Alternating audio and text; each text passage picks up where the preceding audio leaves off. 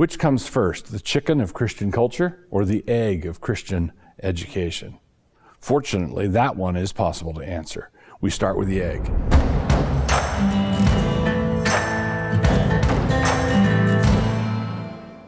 Welcome to Man Rampant. I'm Douglas Wilson. The world of education has been in steady decline for decades.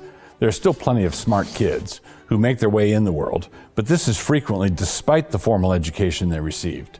And even though the cream of the crop can do well, the vast majority of kids require a true education and are frequently crippled when they don't receive one. And this has happened to our educational system.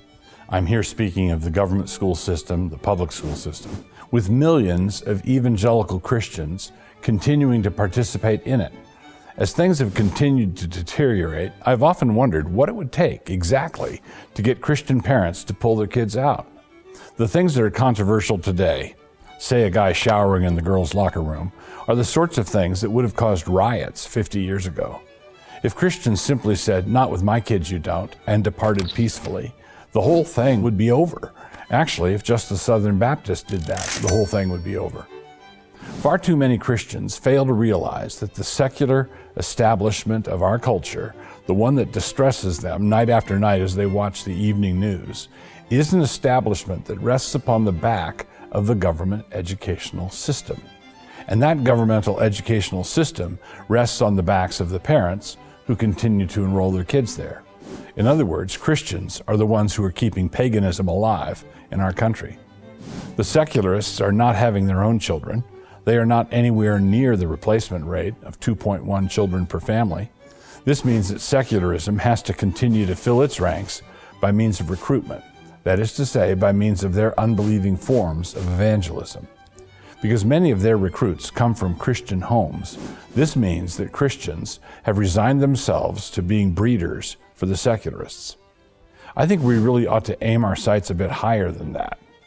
The Apostle Paul says that Christian fathers are required to bring their children up in the nurture and admonition of the Lord, Ephesians 6:4. This is a reference to the paideia of the Lord, which is the process of enculturation. The paideia of the ancient world involved far more than just math facts or the basics of grammar. No, it was the process through which a youngster was insinuated into the customs and beliefs of his people. And this means that when Paul required a Christian paideia, he was requiring Christian parents to train their children to be citizens in the kingdom of God, citizens in the Christian commonwealth. But there was no Christian commonwealth. But that's how you build one. Which comes first, the chicken of Christian culture or the egg of Christian education? Fortunately, that one is possible to answer. We start with the egg. This approach that Paul urged was the basis of the establishment of the first Christendom. We have let much of it fall into disrepair, but that's all right. If we heed Paul's instructions, we can always build another one.